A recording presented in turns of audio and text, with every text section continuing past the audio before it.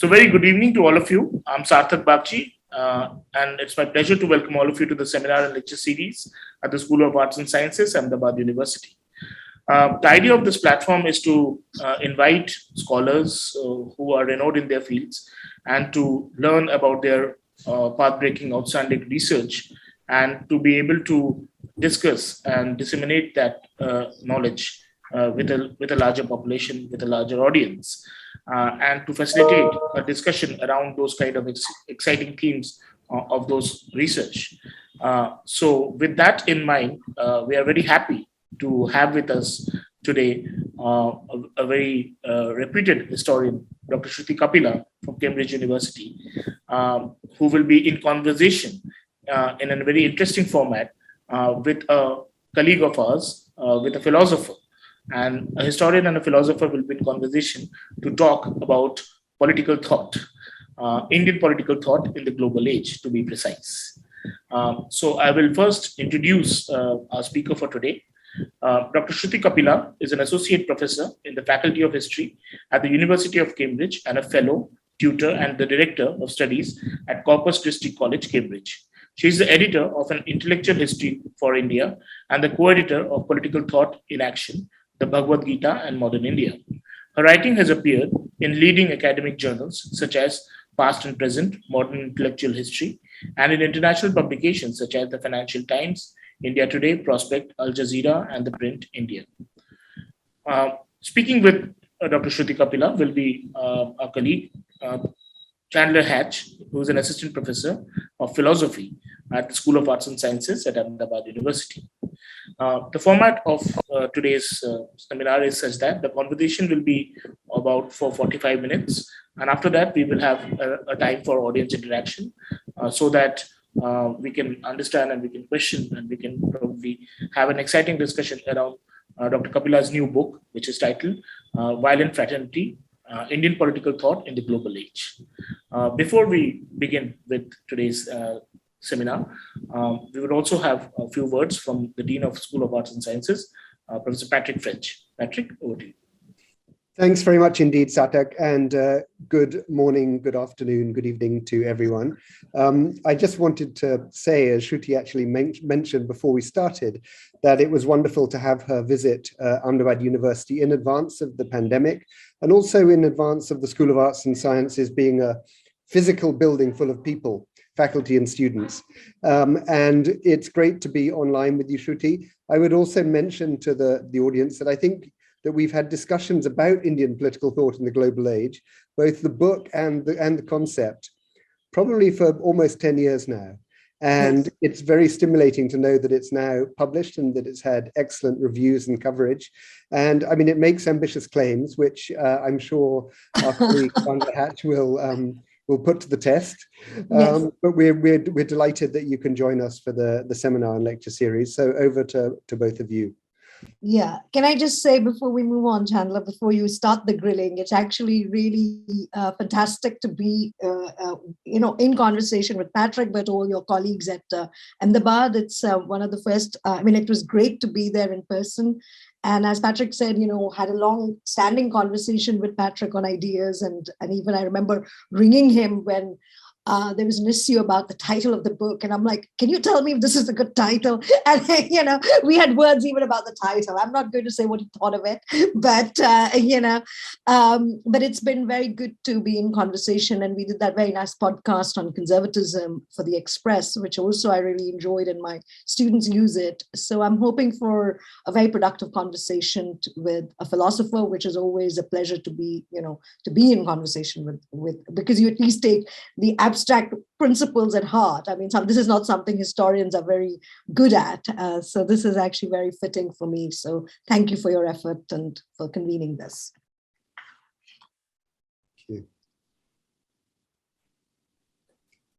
Well, I'll just say thank you. And I do feel, to a certain degree out of my league here. I mean, I'm not very familiar with the thought of many of these thinkers. For many of them, it was my first introduction. So, I'll do my best.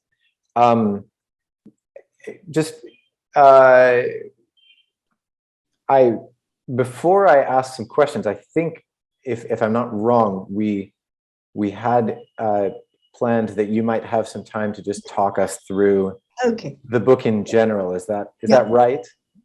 I'm okay. I mean, I've now done my 5-minute spiel several times on the book, so I'm not taken. I'm happy to do it, is what I'm saying. I think so. We'd Actually, love to that hear might it. be and you don't have to feel constrained by the way I pitch it right now. So let me just say that actually, the fact that you say that this thought is unfamiliar to you will actually be the same for many specialists, because the way part of the central claim of the book is that some of India's most prominent political actors have been rendered into political thinkers here. So in that sense, it's meant to kind of defamiliarize them from not just their partisan perches that they sit on, like whether they're conservative, liberal, Congress, Hindu Mahasabha, or Hindutva, or radical or not, but really to kind of see what the kind of conceptual and reflective work had been undertaken by these figures. We know that they're very consequential,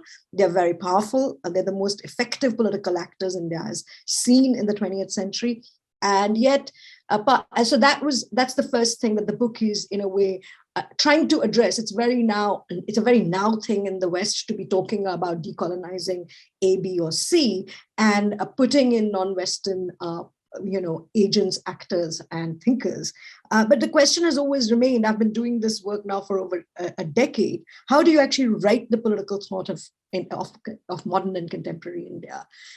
Because our political thinkers do not appear as, armchair philosophers, say like a Thomas Hobbes, who has a huge influence on the English Civil Wars, or even Voltaire, Rousseau, or even Marx for that matter, So how do you actually account for what is actually a great political innovation in world history, which is the formation of India and Pakistan as sovereign nations? And it's not simply, so part of it is to actually but sidestep the history of intentions of, say, the British. Did they want to leave? Were they pushed? Did they jump? Or even for that matter, history of events and mobilization, the work of social mobilization, of which there has also been a lot of work, whether it's about an history or even straightforward work on Indian elites and what they thought. So it was actually moving away from that kind of social basis of political transformation, but really trying very much in homage to one of the most effective contributions of Cambridge history, which is a history of political thought. And Cambridge is unique in that political thought does not sit in the political science department, but it sits in the history faculty, post Quentin Skinner and the like. And, they kind of create, as it were, the discipline is created here, in lots of ways, with the kind of making of a new canon. And I was just interested, like, what would that canon look like for India, and where would you start? And I was interested I'm a historian of modern India, so I was interested in modern politics.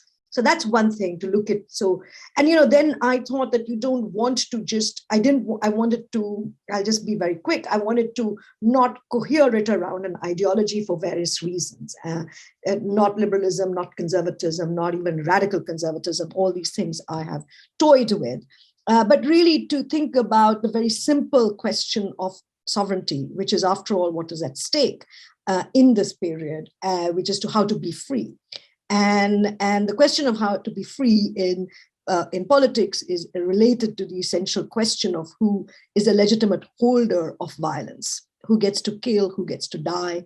And the history of the modern political canon is really the history of the modern state in that sense, so where the state ends up as not just as a preeminent political actor, but also, as it were, the rightful monopoly holder of violence and prosecutor of violence. So that's the story from Hobbes to Hannah Arendt to, you can move in any, or Weber for that matter. And so that kind of is the kind of story. And, I was astounded because I grew up in Punjab, in Chandigarh, during the years of militancy and counterinsurgency and the like, I was always very skeptical. And then, of course, moving on the minute, and then on to Babri Masjid, I was very skeptical of the place of violence and the state as monopoly holders. And the answer was not therefore that India was a weak state, because everyone knows that India is a very powerful state. You just have to know it, you don't have to even live there to know that. But so then I was interested in that, and so that was a kind of personal, kind of motivation. And then I thought that actually the way the failed first mass national movement of the Swadeshi era had actually produced precisely a lot of thinking on this question, and that actually you had to decouple the question of violence from the state, and to really deposit it as an individual capacity, something that Gandhi would it would get its perfection in Gandhi in the form of nonviolence. So the book really charts this question of violence and violence and politics, politics in the state, but also the central question was not liberty, but really fraternity, how to live with distinct others in a context. So it was truly post-colonial in the sense that all these Indian figures were interested in a future where the empire had already been dead and gone. So it was really interesting from that point of view that it was very future-oriented political thinking. And so really the book is, the first chapter is on Tilak, who is really the progenitor of these ideas, and then moves on to the kind of international staging of this project, years before the Russian Revolution. But it's not simple anarchism, and really how the individual is made into a weapon in which the planet itself becomes the site of politics with the Ghadar movement. And then on to Savarkar as a thinker, precisely who belongs in this tradition. And Savarkar is someone who is really thinking of violence. So Hindutva is really, to me, arguably, we can have this discussion, is not really a invented history of an identity, which is how it has been seen to be, but it's really a theory of violence in search of a history. And Savarkar is really looking to the past for elements of Hindutva, only to not find them, but then uses that loss to prosecute the creation and the birthing of a new kind of fraternity based on secrecy, but also ideas of violence. And so RSS is seen as it has a kind of nodal link with the history of the Ghadar, which also is very dependent on the idea of secrecy. But I don't want to give away the entire book, but this all makes it very anti-statist, non-liberal, anti-liberal, and makes the individual the site of politics, and which will then receive its greatest treatment under Gandhi, who will really produces a kind of, if I can use that word, a highly narcissistic politics of the self, of highly, excessive politics of the self, which can never be reproduced, which is why Gandhi will produce very spectacular movements, but his ideas would be recalcitrant to institutionalization. And this is where you see Ambedkar comes in, and Ambedkar would precisely steer this anti-statist thrust of Indian politics to produce a new kind of fraternity in India. And for him, and Contra, and the way I read Ambedkar, is not to undo him as a thinker of justice or the constitution, of which much is written about, but really to think of him again as a thinker of radical sovereignty and republican democracy in India. How do you create the idea of the people in a society which is inherently separated by the question of caste? So caste is not simply a social institution, but an institution embedded in violence, so much so that it doesn't even need to display it.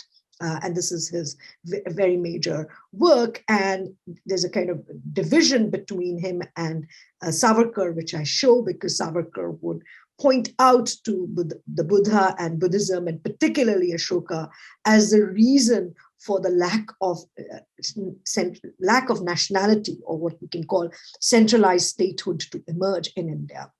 So it's not actually Islam, which is the original enemy of India, but really Buddhism.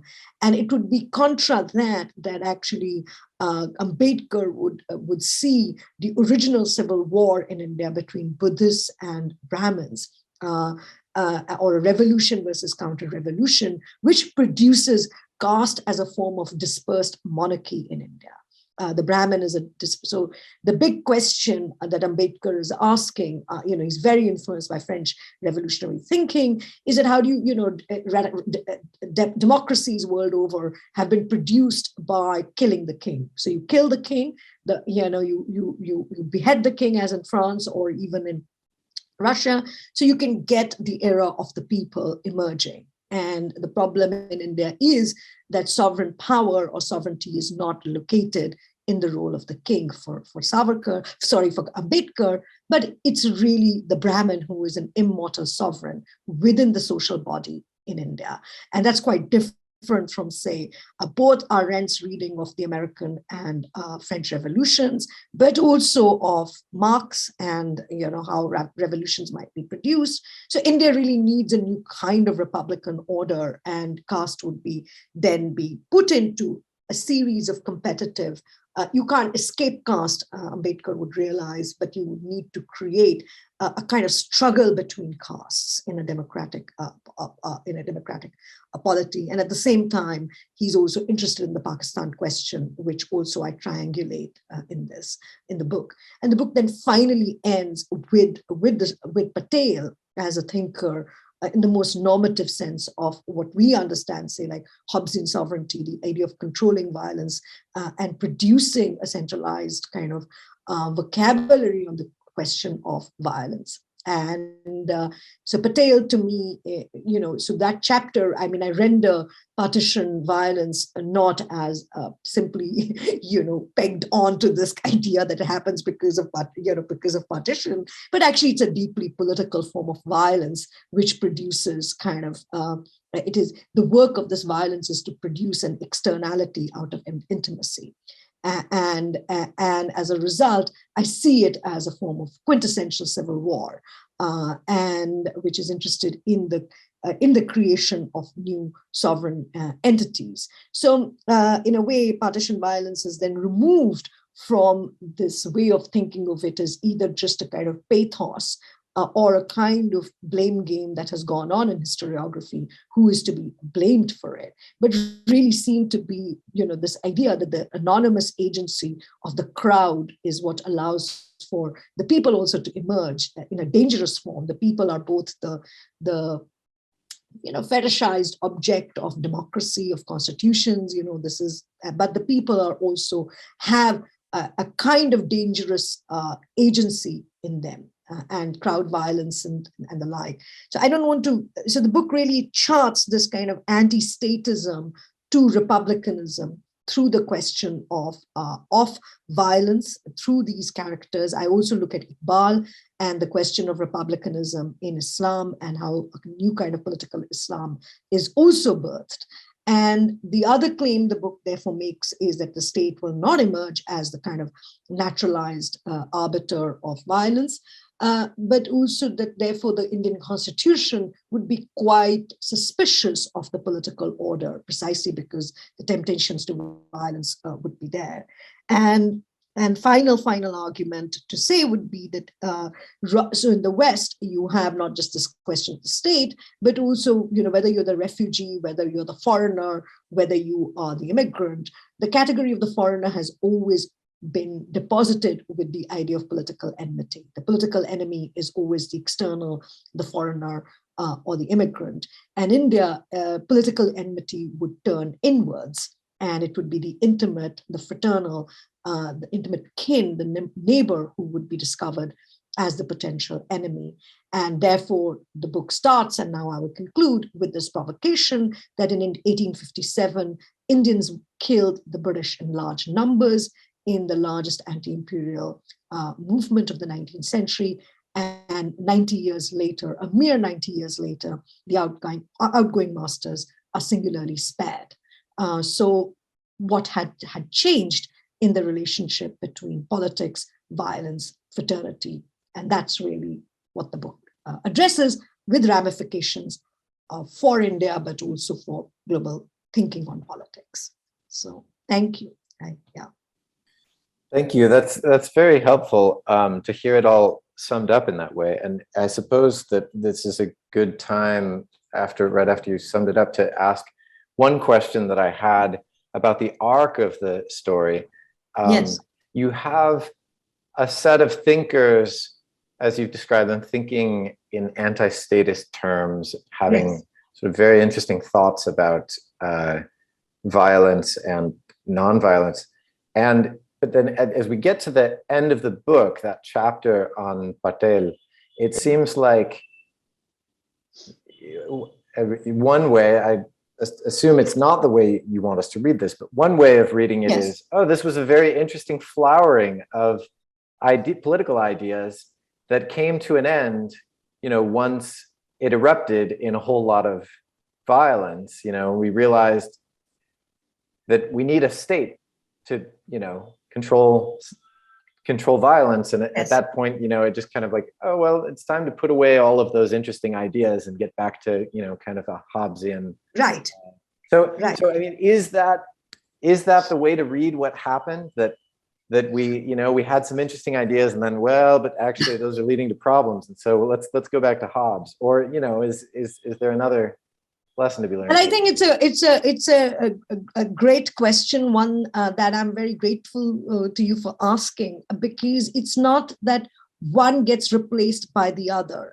The problem really is that the Indian political landscape will then indeed have to produce the state, which is why Gandhi would be pretty powerless all through. Patrick knows this in greater detail and depth than I would. I mean, I enjoyed reading his book. That Gandhi is not really central to many of the partition settlement questions because they are statist questions. They are really about boundaries, but also about very tellingly, Gandhi is the only leader in this period who will not ask for martial law at the time of partition violence. He's like, yeah, it's better to kill and then have a real peace rather than have a kind of armed peace which is kind of containing the violence.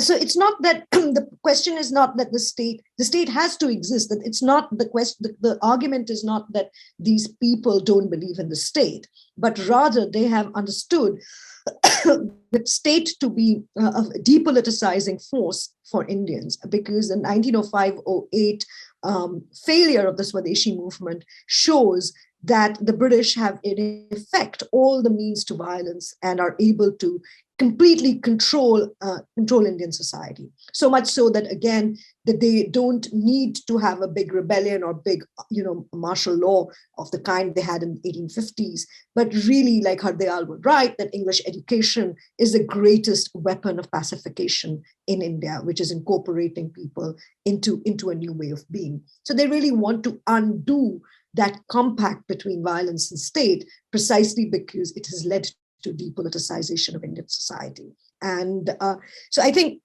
that's one, but also I think liberalism, and maybe Patrick would have other points to make here or would not agree, liberalism has exhausted its explanatory potential by the 1900s. It's partly worldwide, but it's certainly in India that idea that the question of rights, representation, contractualism has really been critiqued by Gandhi, Savarkar, even of course Tilak, and so in a way, the state is required, but what sort of state would it be? So Indian state would be both very powerful in containing violence, controlling violence, prosecuting violence. That, of course, is the history of the post-colonial state.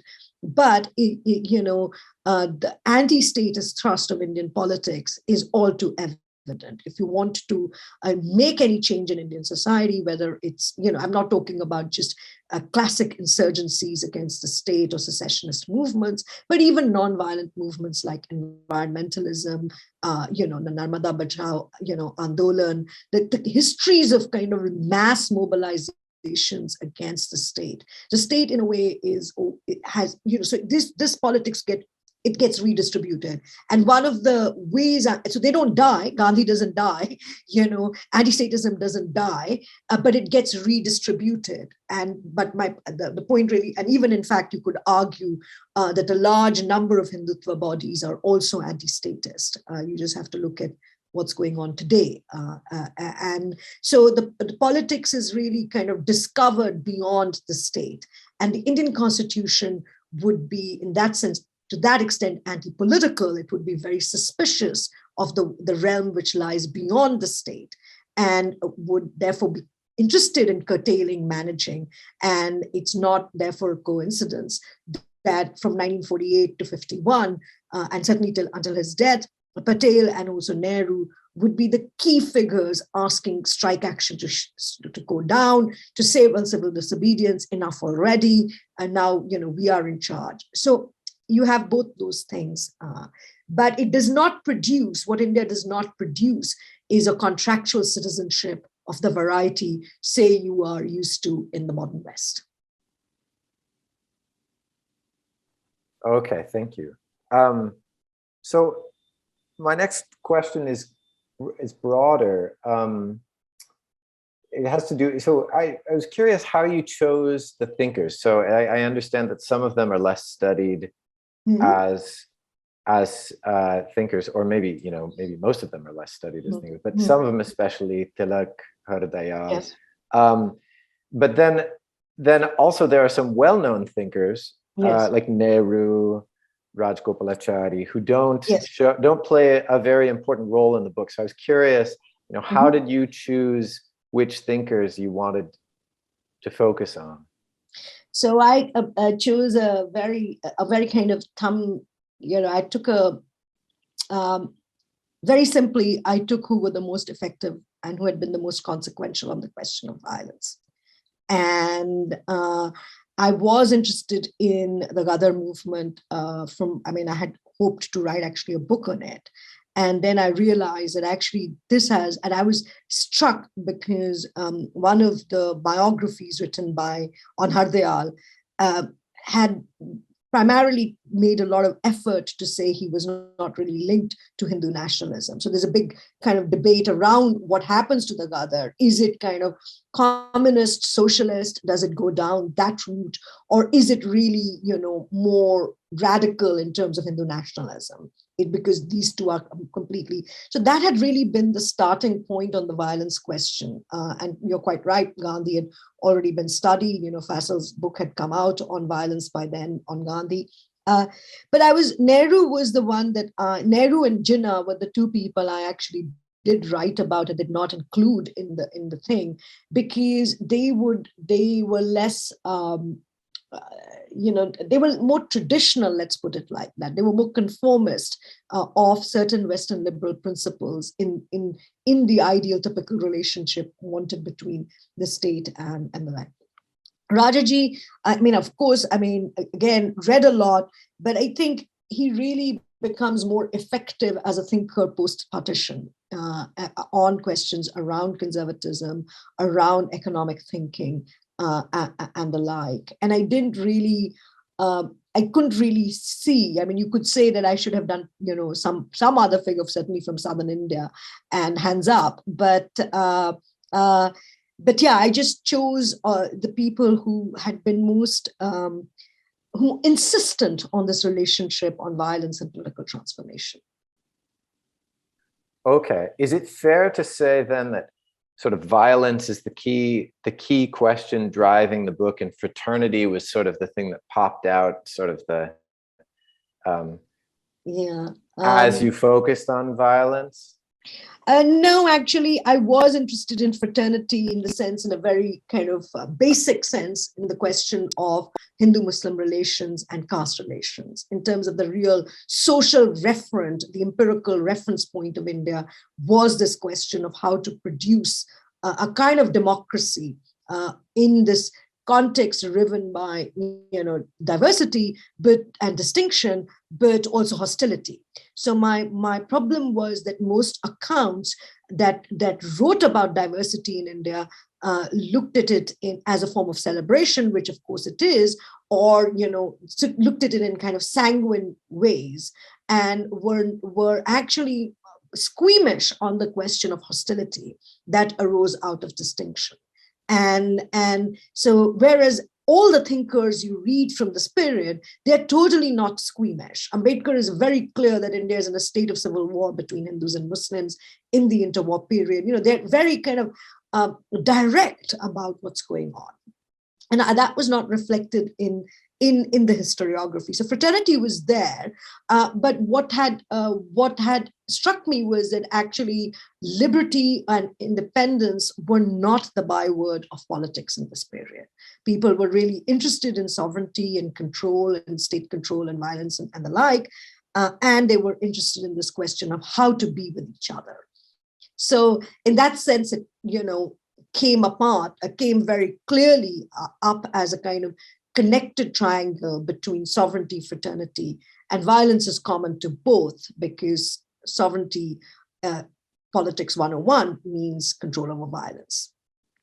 And so I was flipping it to say, well, this violence has been in India been theorized and understood and made operable as not something which is only social, but something which is it is seen to be an individual capacity. That it's not simply a matter of state violence through army, police, and people in uniforms who will keep the peace through armed action, but really figures like Tilak and Gandhi had radicalized this idea that it's you and I who kill. It's not abstract entities who kill. So therefore, these questions of life and death are individual capacities. They cannot be contracted out to the state. And I think that remains powerful, and it also explains why the Gita would become such a big text for Indians in this period. Okay, that's interesting. That brings me to another question I had, which was, I was kind of approaching it almost from the opposite angle. So I thought, there are parallels to certain aspects of these thinkers' views from other parts of the world, right? So yes. Gandhi, you have people like Thoreau, who had some influence on Gandhi in terms of nonviolent resistance. For Tilak, I thought, similar, or maybe even the Gadar. At this time, there was terrorism in Russia. Yes. But whereas these other people around the globe, they thought about violence, they thought about nonviolent resistance, and they thought about it as, very centered on the individual, like you're saying. But they did all that seemingly without the thought of any connection between violence or nonviolent resistance and fraternity.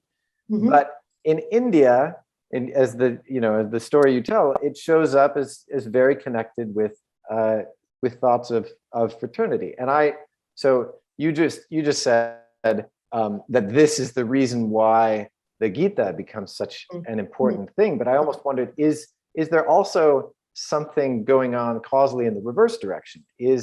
Are things like the Gita, the Mahabharata more broadly, is this tradition part of the reason why these thinkers are thinking of these things in terms of fraternity, unlike the rest of the world? Well, great question. I'm not sure if I will be able to give a direct answer, but let me just say on the question of Thoreau and Gandhi, but also Tilak and anarchism, global anarchism, which is, stalking Europe, certainly France, Portugal, Spain, Russia in that period. And Tilak himself, in his famous sedition case, will argue both in the sedition case, but also in the defamation case that he would bring in London against Valentine Cairo, would say that actually this is not anarchism. This is not, he would openly say that the bomb throwing in India is not the same thing as bomb throwing in Portugal or Russia, because, we are not here to kind of undo a class system. So it's very interesting that he is saying that this is not related to social class, something that even in a very different way, Ambedkar would say in his critique of Marx, that why caste is not simply class. So these people are very aware. The long and short of it is that they're all extremely aware of the wider political culture and debates in the world. And what makes them so original is precisely that they're not simply trying to derive their ideas from from that world, but actually saying, well, we know all this, and now we are going to kind of prosecute a new set of political philosophy, which is operable in this context. It's very context driven in that sense, and will force an originality on these figures, precisely because India is unlike other places. It's scale, it's and the like. And the Hindu-Muslim question is inescapable. It's inescapable because, precisely because, as say, Sheldon Pollock would argue in a different context, that in the 16th century, Europe is in the midst of religious wars, which would produce the modern state. And so, the wreckage of, as it were, the civil wars, of religious civil wars, which would produce America, but it would also produce the modern state in England and the rest. That period in India is, comparatively speaking, peaceful. There are no religious wars for whatever reason. We can argue why that might be. And that's why the flip side is that by the time you come to the 20th century, the question of religion, politics, but also diversity of religion in the age of nation state is, forces them to think differently. They just have no option but to think about it. They can't wish it away. So that's the kind of the basic question. The other thing is, did the Gita need modern India, or did modern India need the Gita? I mean, now this, I think if you were, I think in the 19th century, a lot of the political thinking was in the way you described it, which is that, well, this is our tradition, can be our resource, and this can help us. And that tension remains today in Indian political discourse. People who would say, well, this is our inheritance, this is what we want to do, and this is where we derive certain ways and forms of thinking. But one of the interesting things that struck me about all these figures is that they really want to undo their inheritance. They are there's a kind of, it's a Nietzschean century. They all want to kind of evaluate their inheritance. So the use of the Gita is not random, but it speaks precisely to this problem of intimate violence, because, the question is really, who is your enemy? Who can be your enemy? And should you kill your enemy if that enemy is your brother? And these become very, resonant questions for Indians, partly because the British have also policed the world of politics very effectively, which allows, bizarrely, the world of religion to become relatively more free for political transaction. So it's not simply that, that these people are driven to religion. Religion is a sphere of relative autonomy in this period. So that's why it produces a particular coalition between religion and politics. It's never going to be one of division, policing, privacy, and the like that you see in the West. That's a non-starter. But it then will demand a different kind of triangulation of law or the state, religion, and politics. And that's why sedition would be all about that. His sedition in the early 20th century, not today. Okay. So I wanted to go backwards just a little bit, because we had been talking about these thinkers as their awareness, in terms of their awareness of the West, but also their innovation, not just absorbing ideas from the West, but innovating.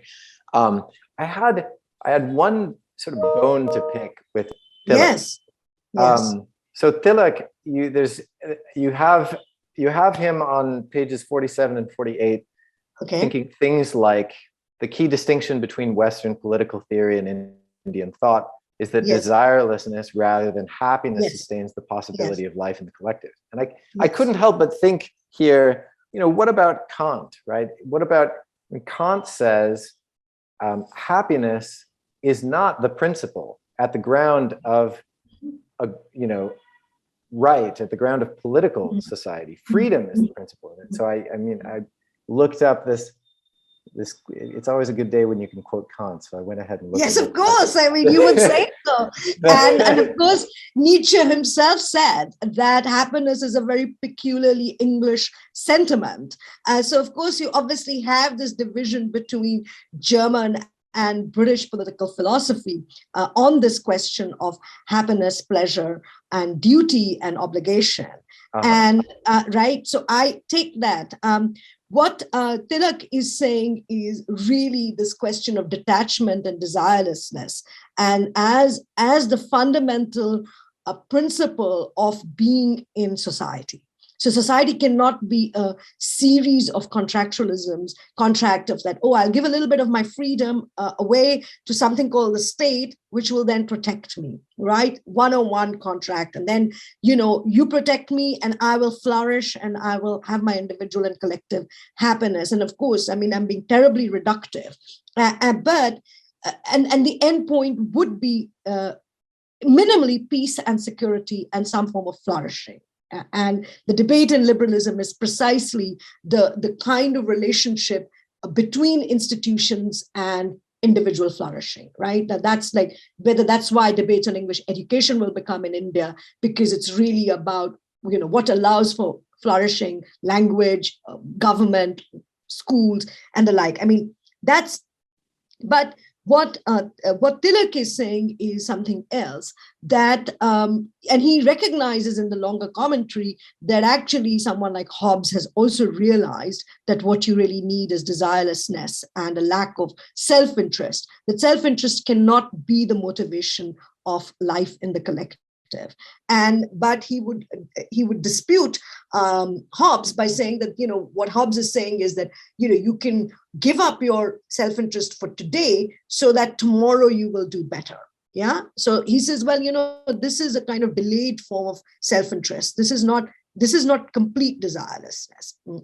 And so for them to use desirelessness would be related to that very important precept of sacrifice. So desirelessness would not just be a disposition of saying, oh, well, I don't need this, I don't want this. It's not that kind of Buddhist detachment, but it would be then amplified with this idea of sacrifice of my interest. This is, after all, what the nationalist elite would do when they will give up Western clothes and wear, khadi for that matter, or give up flourishing careers and money in making in the law. In the law, it's something to be thought about. That they all did consider sacrifice as both an individual thing, but also then a very a political thing, in a way in which Gandhi would make that as the key arm against violence. That I should die for the Muslim right to eat what they wish to, or to offer prayer and the like. So sacrifice would become this kind of arm, together with the fact that violence is an individual capacity, but so is sacrifice an individual thing. And this, in a way, the book is not that abstract as I'm making it sound to me, because there are examples, concrete examples given throughout. But this would really vex the British, because this is not a liberal way of talking about give and take of representation. I give you this, you give me that, and this is what would actually make the roundtable conferences very difficult, or the imperial consultations incredibly difficult, because these people are really operating in two different political philosophies. And it would be Ambedkar's task to recognize the full potential of what this is going on. So he would say, well, sacrifice, all great, because you have something to sacrifice.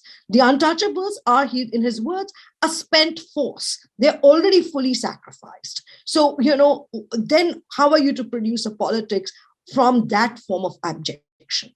That form of nothing to give, nothing to sacrifice from. So that, in a way, Ambedkar's project is very much in dialogue with Tilak and Gandhian ideas of desirelessness and sacrifice. And he would then produce a different kind of radical republicanism, which we can come to. Yeah. So it's not, so then, and someone like, sorry, just an FYI, someone like sometimes you think we should all go to prison because they become so productive, I mean,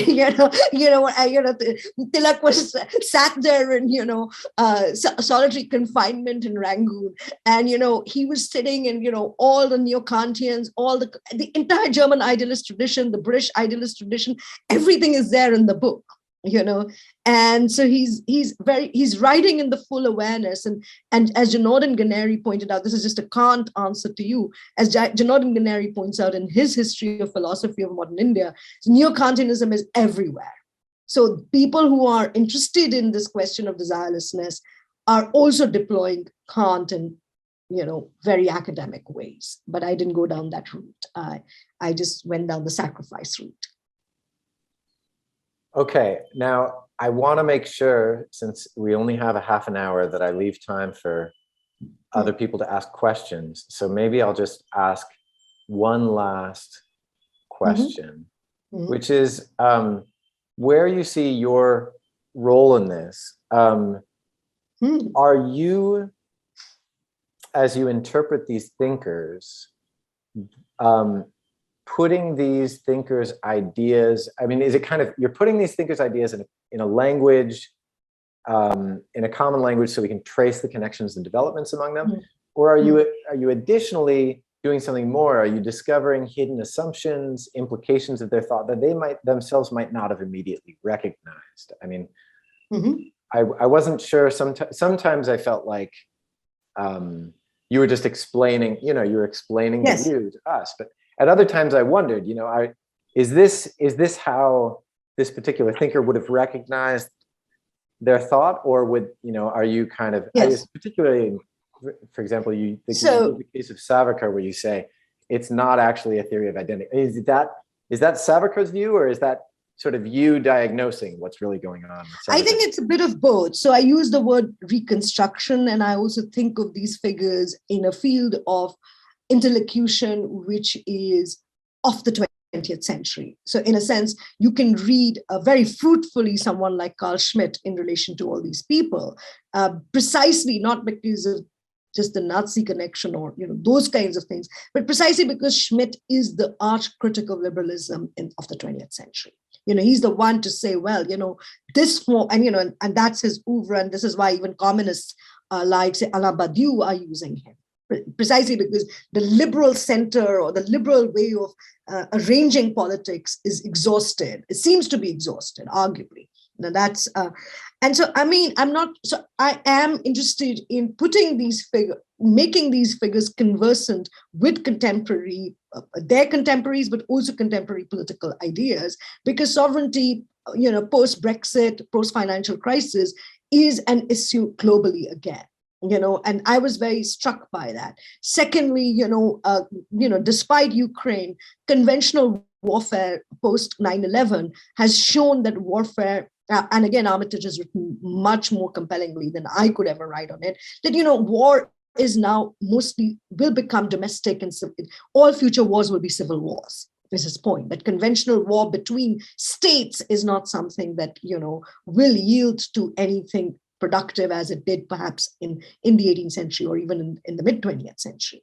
So I was interested in seeing this as not just a retrospective project, but a project which also speaks for the moment in terms of not just India, but global debates on what might be the political enemy, what might be the nature of intimate violence, and what might we do with sovereignty in this time of no kings, when you have republican orders everywhere, which of course meant that I was also, you could say, quite poor-faced. I have not tried to referee the partisan rise and fall of reputations, of father figures like Gandhi.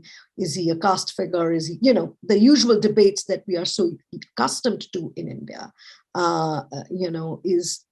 so as a result, I have also kind of not tried to referee those debates, just the way I have not offered a manifesto of methodology, because I do think we need to have these debates in as open a way as possible. So, yeah. Okay, well, thank you. So that's, I think it's probably time we give the other audience members a chance to ask their questions. Thank you, Chandler. Thank you. Thank you. Right. Thank you for that insightful conversation. And I think because I think it's a limited audience today, what we can do is we can probably, if anybody has a question, they can raise their hands and we can unmute you, and then probably you can ask your question directly to Dr. Kapila. So if there are any questions, please raise your hands by clicking on the icon, reaction buttons. Yes, Patrick wants a question. It looks Okay, like I was there's actually one to me in the chat. I was trying to avoid asking a question because I wanted to hear from others, but I do actually have quite a narrow question. Yes. I don't want to sort of retread things that we've talked about previously, like in the podcast and so on. I was very interested though about when you touched on the idea of contractual citizenship, which notoriously, it is absent in India compared to, let's say, other democracies in particular. And I just had a thought really about whether in the 19th century, do you think there would have been an idea of contractual citizenship in certain parts of India? I'm not talking so much about places under direct rule, but particularly, for example, in some princely states.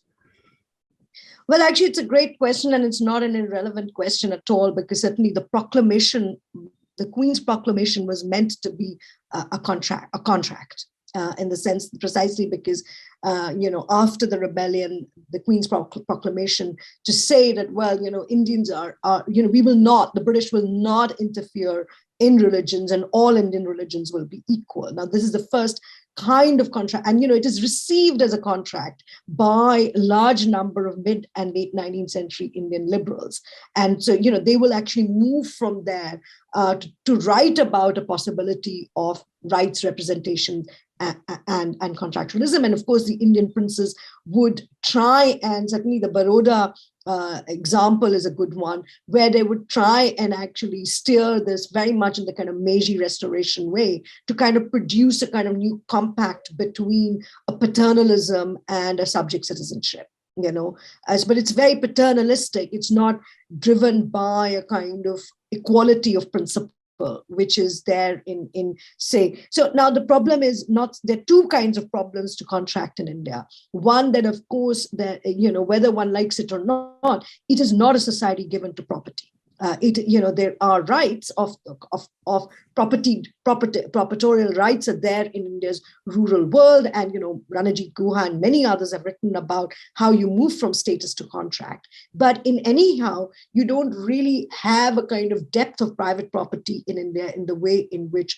Western political institutions can emerge out of that property relationship. So one is that. Secondly, I think someone like Tilak is incredibly clear that contractualism, but in the late 19th century, actually debates around gender and age of consent is what will produce the first critiques of contractualism.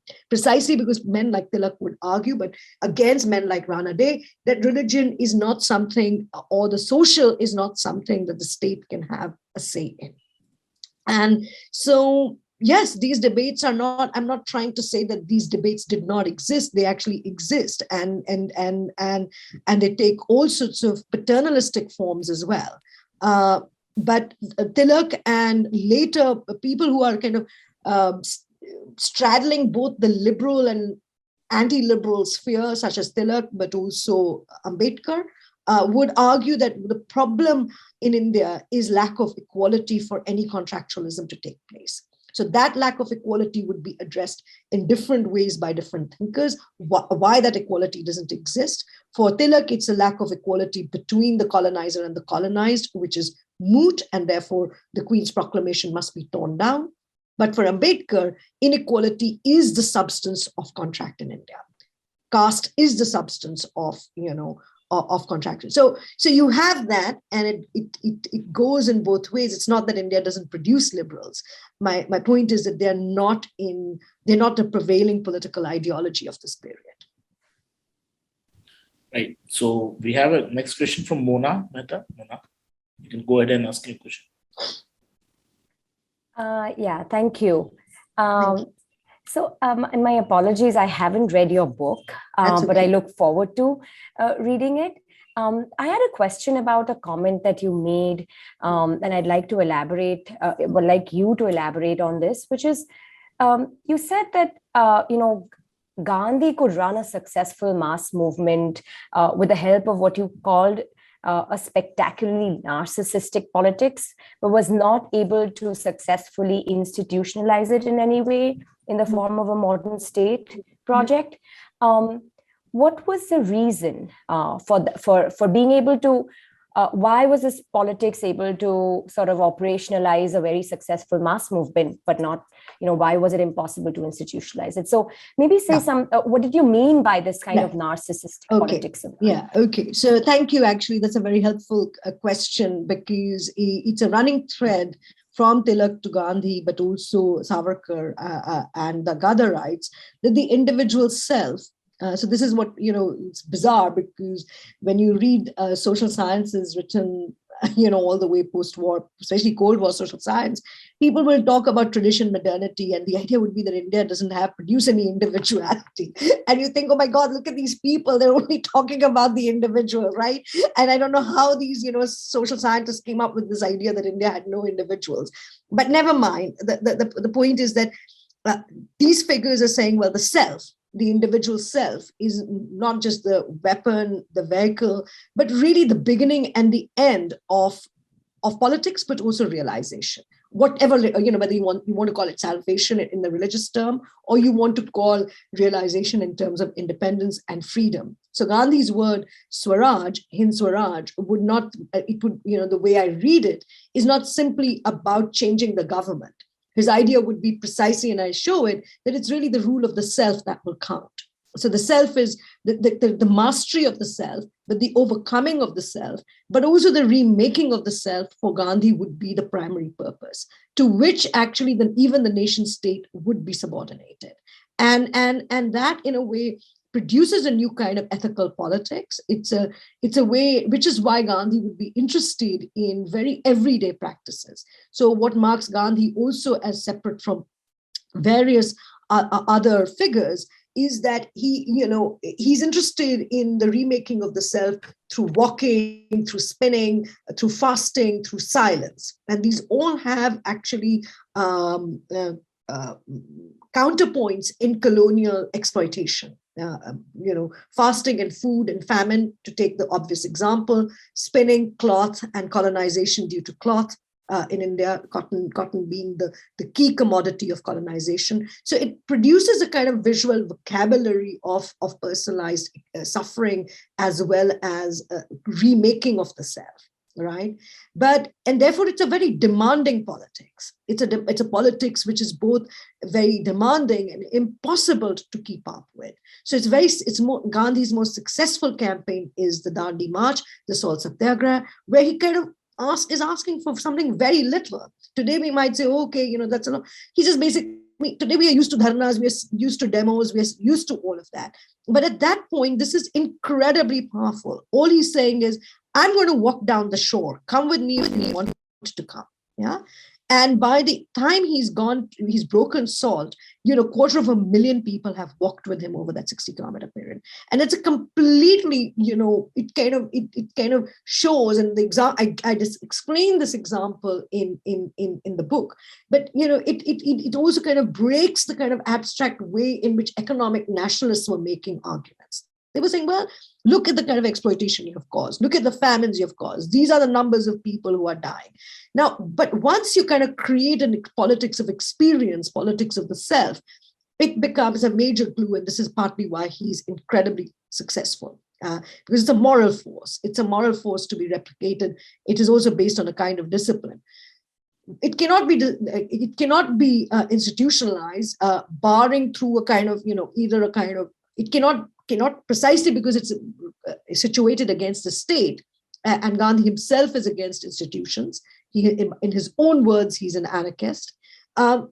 This is a demanding politics which cannot, in a way, emerge or reformatted into into an institutional world. I mean, you tell me how this would be done. This is partly why he would always, get the scorn of particularly Jinnah, because he would be both inside and outside the Congress. Because he would be that figure who could change a movement, but would not sit inside the Congress talking about office bearers and what to be done and how to go and speak to which viceroy at what time. It's a kind of different register, different temporality of politics, which is not to say it is not consequential. The whole point is it lays down the grammar of Indian democracy. It lays down after the Salt Satyagraha. I'm with Sumit Sarkar. It is a fait accompli that India will always be a democracy. You cannot then put people back into the out of the box, but it cannot be made into a state politics. So something like the Narmada Bajao Andolan is entirely Gandhian in its grammar, for instance. So that political grammar exists, but it cannot be made into a state project. It cannot. How can it be? It's fundamentally positioned against the state. Can I be allowed to ask, kind of respond and ask a follow-up question, which is related to my first question? Yeah. So my question is, I totally get the point about the self-oriented politics, self-transformation as a way to transform the external world. But he also did run a successful. I mean, he starts Hind Swaraj by really chapter 1 is about justifying and why you need the party organization of the Congress, right? Mm-hmm. So this is very much a political institution, and he sees the Congress as an important institution through which this movement has to be run. So, I mean, I get how the state is not an institution that is maybe amenable to his politics, but it seemed like he managed to run a party successfully through which he ran the movement. Absolutely, and Gyan Pandey shows how it is Gandhi who allows for the ascendancy of the Congress. Right. I mean, it's really Gandhi who changes the idea that you will have one ANA membership. You will not need A, B, or C, that you will not need to do these big fancy annual conferences where people have to land up, in cities and the like. Now, that's not my point. He's not saying that, the party, but he's not inside that party. He definitely takes the Congress to be, it's not an either or. The point is that the world of parties and political representation and institutionalization for him is neither the beginning nor the conclusion of politics, which it is for Congress members. They do want rights representation and a power sharing and dominion status and run governments. This is not what Gandhi wants to do. And because and this kind of issue will stay, and this is my contention, that even if you want to chart the history of the RSS and the BJP today, you will have to start with the non-institutional form. After all, the rise of even the BJP has not started with the party. It started outside of given institutional structures. And that, in a way, is the instruction that comes from the history of India's 20th century. That's my point. It's not that you can't have any institutions. I mean, he might be, but what is the precise relationship between change, where the agency lies, and where the moment of change might be? I think for Gandhi, none of this will emanate nor conclude even in the Congress party, which is why he would controversially say, well, its job is done, now it can disband itself. Yeah. Thank you. Yeah.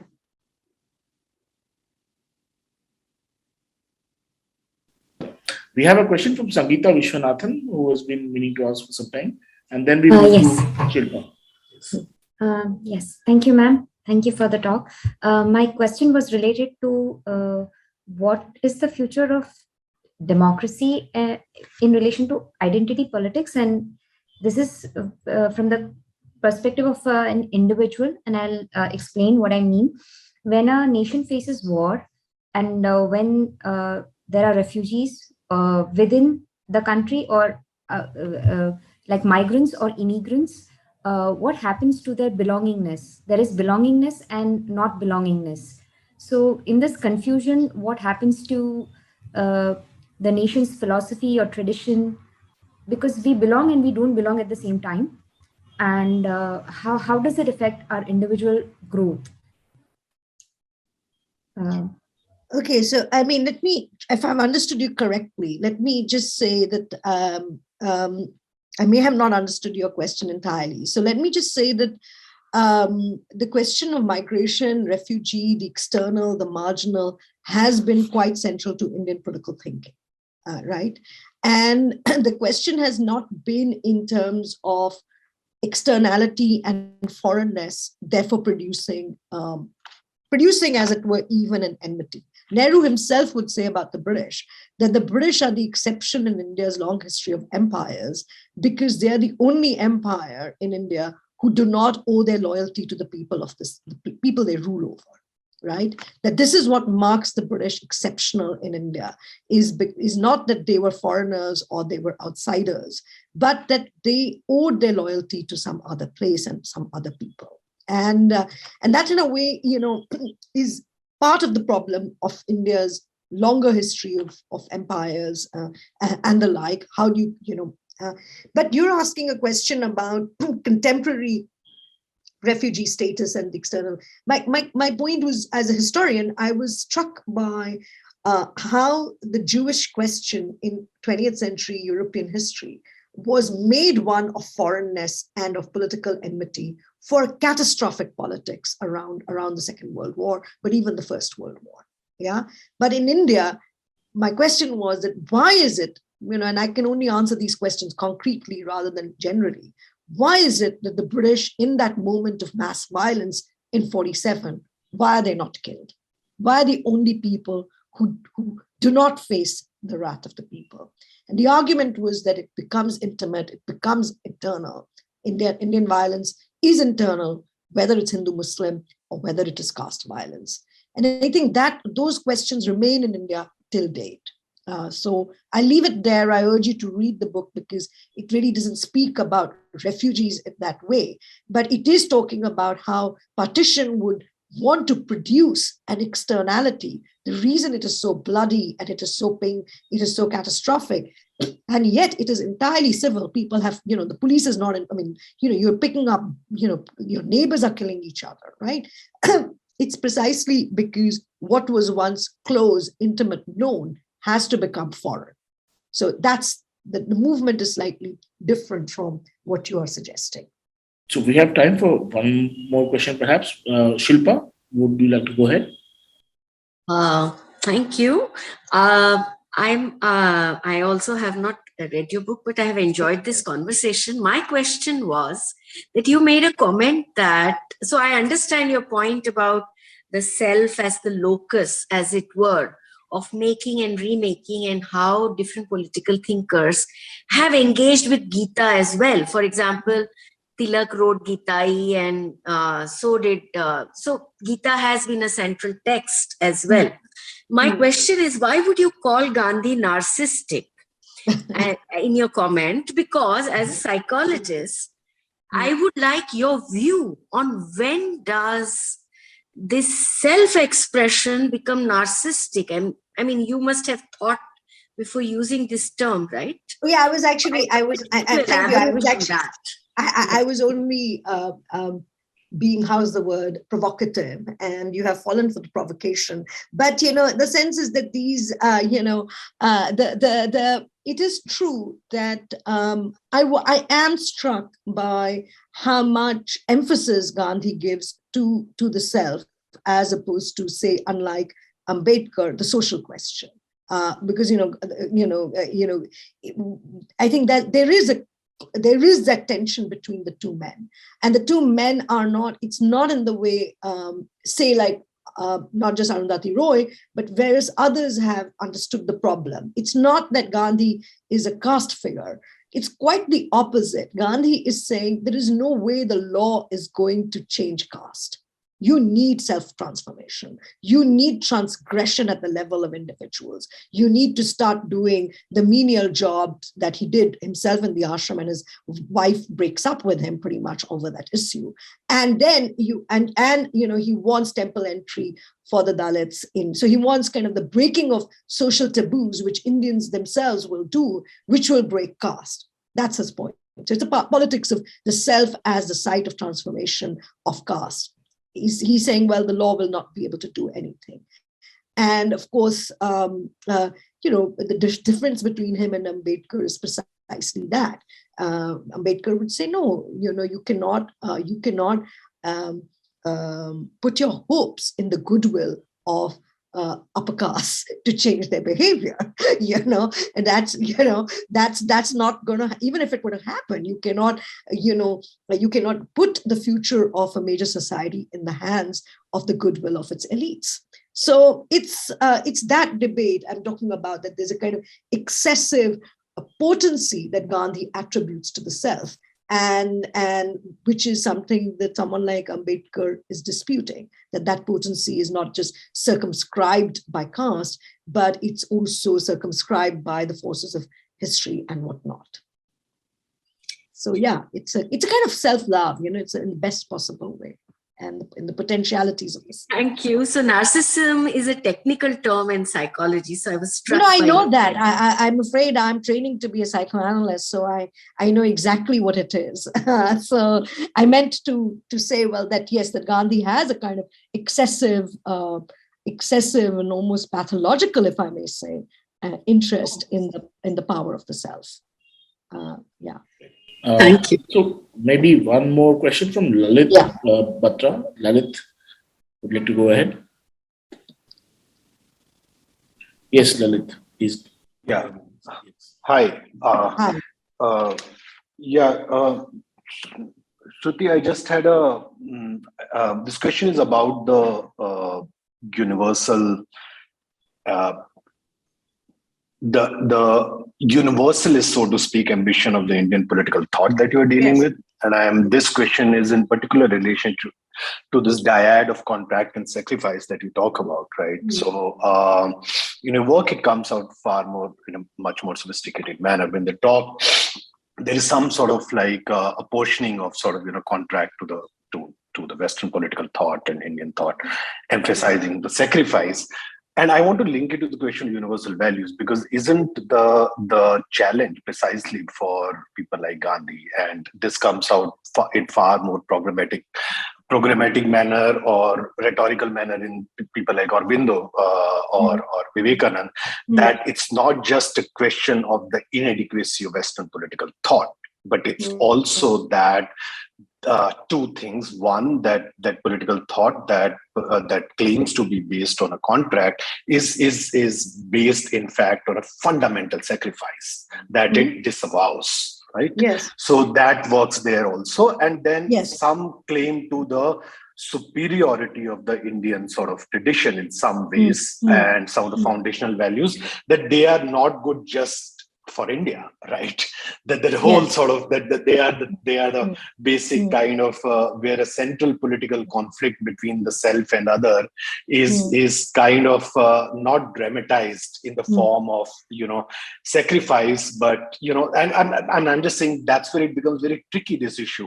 So this diffusion of power in the form of caste is simultaneously a technology for a lot of these people, that sort of stops the India from going down the road of the Western route in some ways, right?